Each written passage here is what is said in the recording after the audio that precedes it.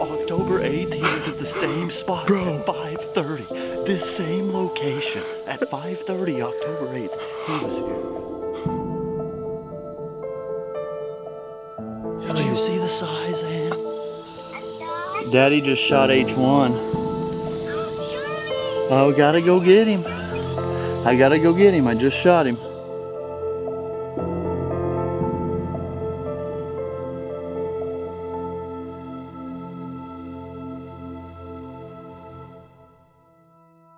It all started back in 2019.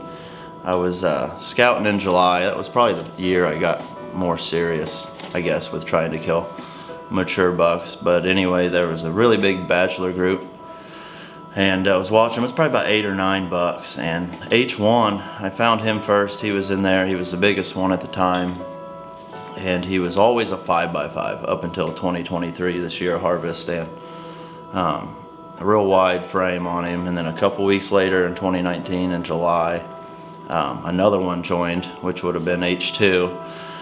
They almost looked identical. H2 did have a distinguished, a real noticeable G2 that was kind of bladed off like a knife, like a gut knife. And from a distance, glassing them, it was still kind of hard to tell them apart at times. And I was like thinking to myself, I needed a name for both of them, because if I see one, just something to identify them by. And I was like, man, I kind of said to myself, like, I got 2 heavy 10s. I need to figure out what I'm gonna call them. And it just kind of came to me, H1, H2, I guess it's abbreviated for heavy. So heavy 10s, I have 2 heavy 10s, so H1 and H2, that's how that came about. Fast forward to November of 2020, I hadn't even encountered H1 in 2020. Didn't see him, had one picture of him, I think, that year. And H2 was a totally different animal. I mean, he was all over. Like, he wasn't scared of nothing. It didn't matter how many times he busted me or anybody else. Like, he'd be back in that same spot in the next day or in the next hour. Like, he was very killable. So it was November 9th, 2020.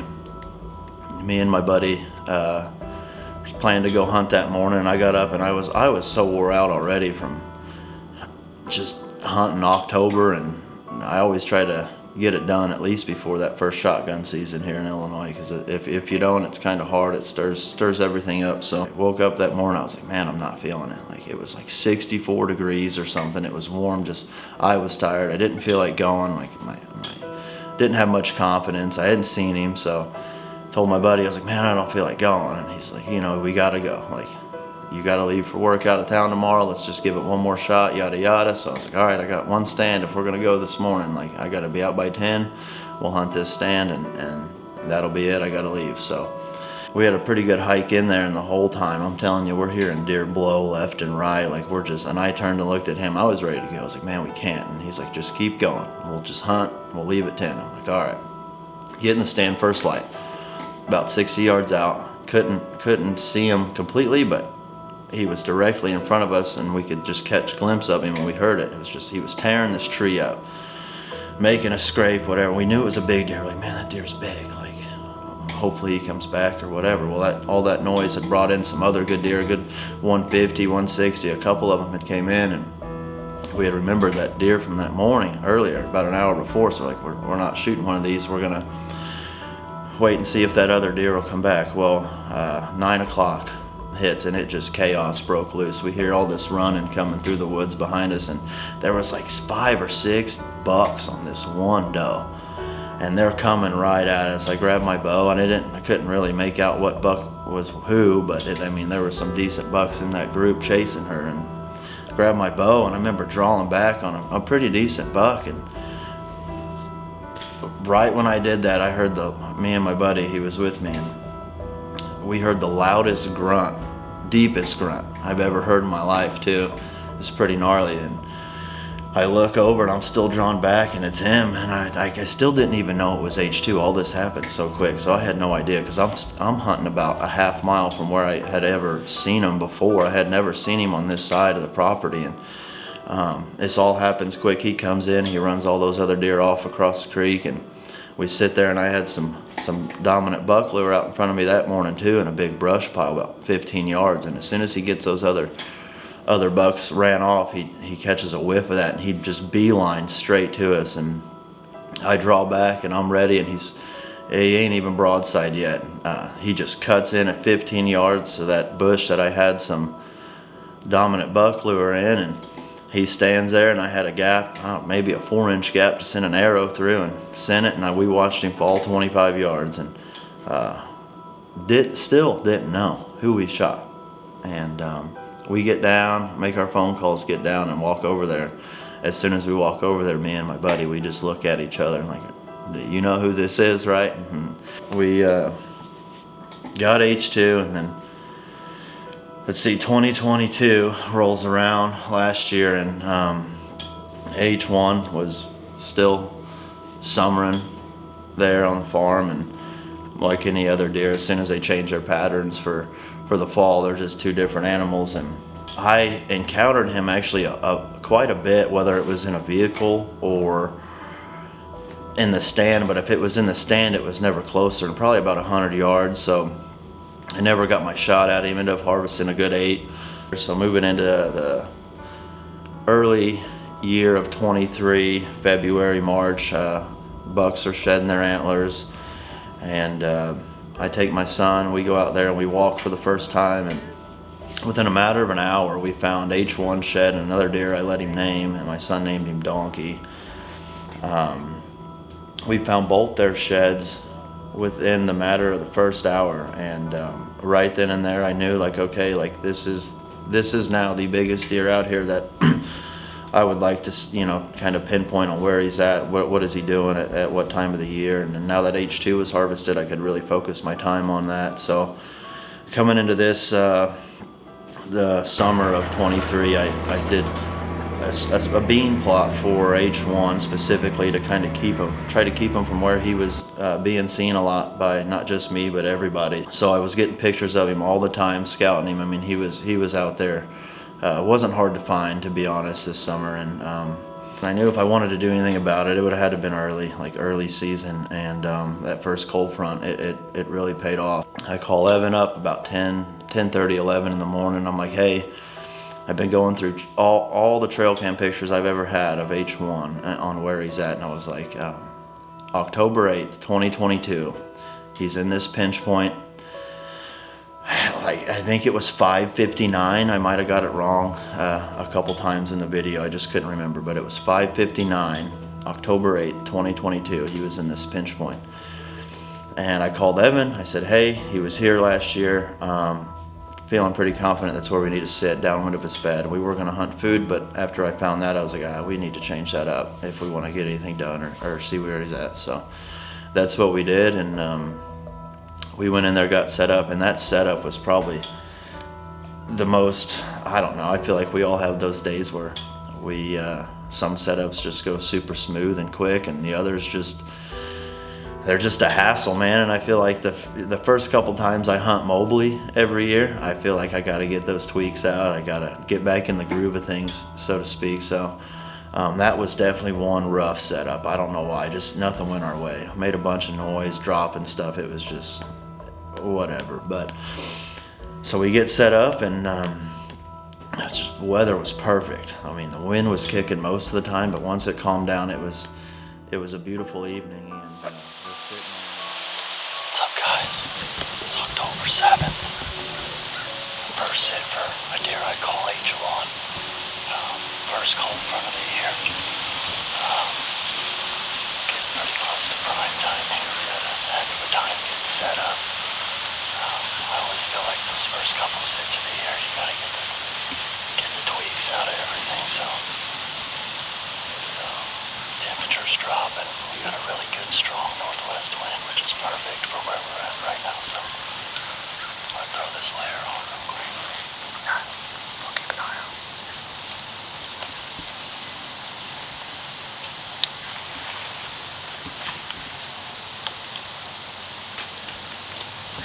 That damn drop, dude.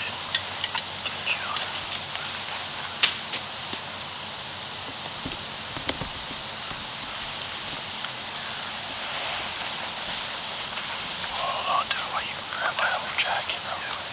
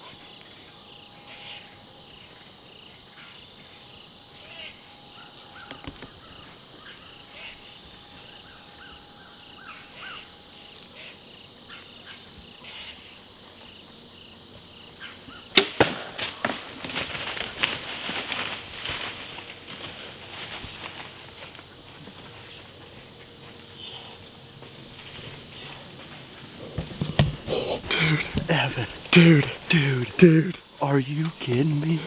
I told Dude. you last year, Dude. October 8th, he was at the same spot Bro. at 5:30. This same location at 5:30, October 8th, he was here. Oh, that is Dude, he's so, dead. that He's is dead. so- Did you see him leaking? He Gosh, was leaking. bro. Leaking. Oh, the worst setup we've ever had. Dude. Getting in the tree. Wanted to leave. What did I tell you, bro? Oh, What did I tell did you? you see the size of him? When it's absolute call my chaos, son. dude, when it's chaos getting in the tree, stuff happens. Dude, no Bro. way, no way. Did you even have a shot through that? Yeah, I had Just to, the tiniest I gap? leaned back, dude. I put it right up. Hey, hello? I gotta call my son. Hello? Hello? Hey, let me. Hurry, tell him to hurry up. Daddy just shot H1. Oh, gotta go get him. I gotta go get him. I just shot him. It's 6 o'clock. Dude. I shot him. He's dead. Okay. Okay.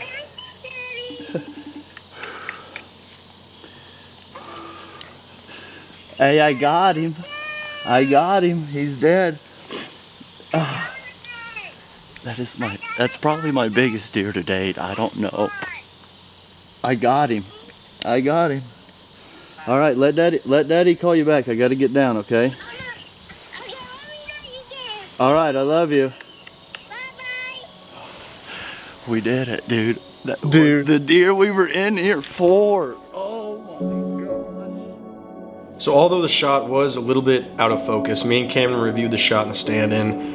After watching the footage, we were pretty confident that it was a good shot and the deer was down. Given that we didn't want to jump the gun and go after him early, the last thing you want to do with a deer of that caliber, or any deer for that instance, is just go out early and push it. So we went up to the house for a little bit and waited on a couple buddies to show up to help with the track job, because it was going to take a lot more than me and Cameron to drag this deer out of the woods. We tracked him for what seemed like a half mile, but in all reality it was probably only 150 yards. We kind of had to get a little iffy on it, just because we expected him to be laying dead 60, 70 yards away after seeing the shot. But we got to a point to where we just didn't really feel right about the situation. We talked about backing out and giving him all night, and we ended up deciding on exactly that. The first step I took towards the house, I shine my light on this log, and all I see is H1 laying on the ground. Do you see this thing? Dude. Do you see him? Look at that, dude. Take that flashlight. Look at that, dude. What a thing. I can't believe we stood there 10 yards away from him, wondering what we should do. I think in 2020, this deer was gone completely. And I just forgot about him until last year. Started getting pictures of him, and he was, I got his sheds, but he really put on a lot this year. For sure, he's just a brute. Wow. It came together perfect. See what we came in here for, so. There were people down here squirrel hunting this morning and everything. I was freaking out. I was like, man. Oh, shoot, dude, that thing is a giant. Yeah, he's great. Gosh, dude. I don't know.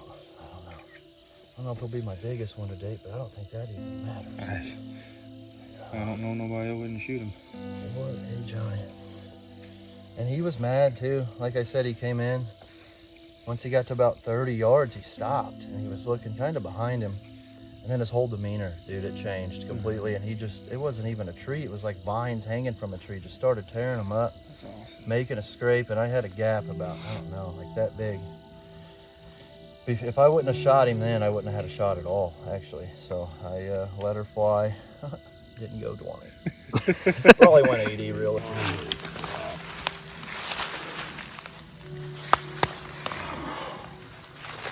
Got her done, baby. Let's go. Now I gotta get that old donkey on the ground. I won't have a complete year.